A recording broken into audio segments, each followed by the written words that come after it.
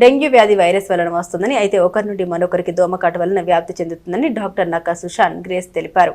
Dengue వ్యాధి ప్రారంభ దశలో గుర్తించినట్లయితే సులువుగా చికిత్స చేసి పూర్తిగా నయం చేయవచ్చని తెలిపారు. డెంగ్యూ వ్యతిరేక మాసోత్సవ ముగింపు ర్యాలీని శుక్రవారం పట్టణ కొత్తపేటలోని పాత ప్రభుత్వ ఆసుపత్రి ప్రాంగణం నుండి నిర్వహించారు. జిల్లా మలేరియా అధికారి తల్లట మురళీకృష్ణ సుబ్బరాయణం జెండా ఊపి ర్యాలీని ప్రారంభించారు. డాక్టర్ నక్కా సుషాన్ గ్రేస్ మాట్లాడారు. డెంగ్యూ లక్షణాలు కనిపించినట్లయితే వెంటనే సమీప ప్రభుత్వ ఆసుపత్రిలో తగు పరీక్షలు చేయించుకుని మందులను ఉచితంగా పొందవచ్చని తెలిపారు. ప్రస్తుతం వర్షాలు పడుతున్న కారణంగా నీరు నిలబడి దోమలు వృద్ధి చెందడానికి అవకాశం ఉంటుందని చెబుతూ ప్రజలు అప్రమత్తంగా ఉండాలని సూచించారు. తెనాలి సహాయ మలేరియా అధికారి చిరసని ప్రభాకర్ రెడ్డి మాట్లాడారు.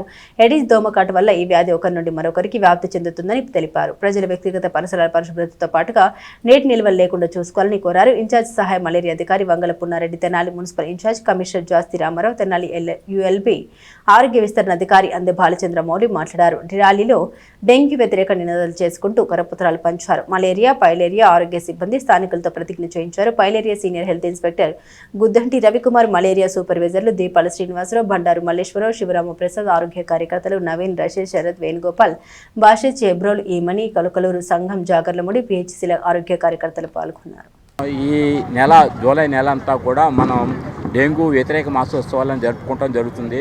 ఇది ఎందుకు జరుపుకుంటున్నామంటే ప్రజల్లో దోమ ద్వారా వచ్చే వ్యాధుల పట్ల అవగాహన కల్పించే నిమిత్తమై మనం అంటే ఇప్పుడు వర్షాకాలం సీజన్ వస్తుంది.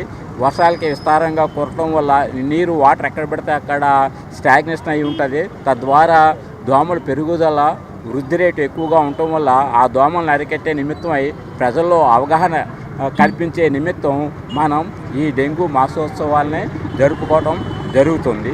దీనిలో భాగంగా మనకి మెయిన్ 3 కార్యక్రమాలు. ఒకటి చెక్, మన పరిసరాల్లో మన ఇంట్లోని మన పరిసరాల్లోని నీటి నిల్వలు ఏవైతే ఉన్నాయో వాటిలన్నీ ముందుగా చెక్ చేసుకోవటం, వాటిని అన్నిటిని కూడా శుభ్రం చేయటం, నెక్స్ట్ క్లీన్, తర్వాత కవర్, తర్వాత సాయంత్రం అయిపోయిన తర్వాత మన్నాడు పొద్దుట నీటి పట్టుకుని వాటి మీద మూతలు ఏర్పాటు చేసుకోవాలి.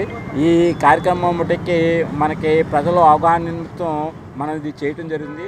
ఈ అవకాశాన్ని కల్పించిన సిటీలో వారికి వ్యాధుల గురించి ప్రజలకు అవగాహన కల్పిస్తూ దోమల ద్వారా మలేరియా, డెంగ్యూ, చికెన్గున్యా, మెదడువాపు వ్యాధులు వ్యాప్తి చెందుతూ ఉంటాయి.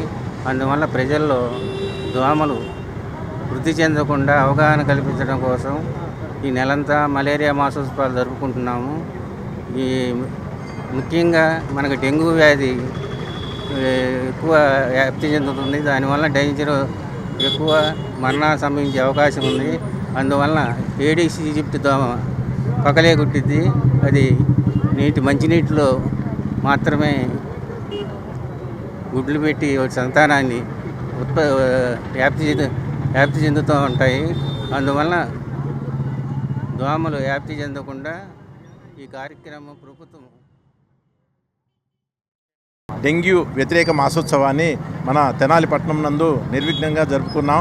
ప్రతి ప్రాథమిక ఆరోగ్య కేంద్రంలో కూడా ఆరోగ్య సిబ్బంది, ఏఎన్ఎంస్, ఆశా కార్యకర్తలు, మలేరియా, పైలేరియా సిబ్బంది అందరూ కూడా విస్తృతంగా పర్యటించి ప్రజల్లో అవగాహన పెంపొందించి ఎంతో ప్రతిష్టాత్మకంగా ఈ నెలని బాగా చేసినారు. కాబట్టి ప్రజల యొక్క సహకారం కూడా ఎంతో అవసరం. ఏ కార్యక్రమం నిర్విఘ్నంగా చేయాలంటే ప్రజల సహకారం ఉంటేనే మన యొక్క ఈ కార్యక్రమాన్ని నిర్విఘ్నంగా సాధించడం.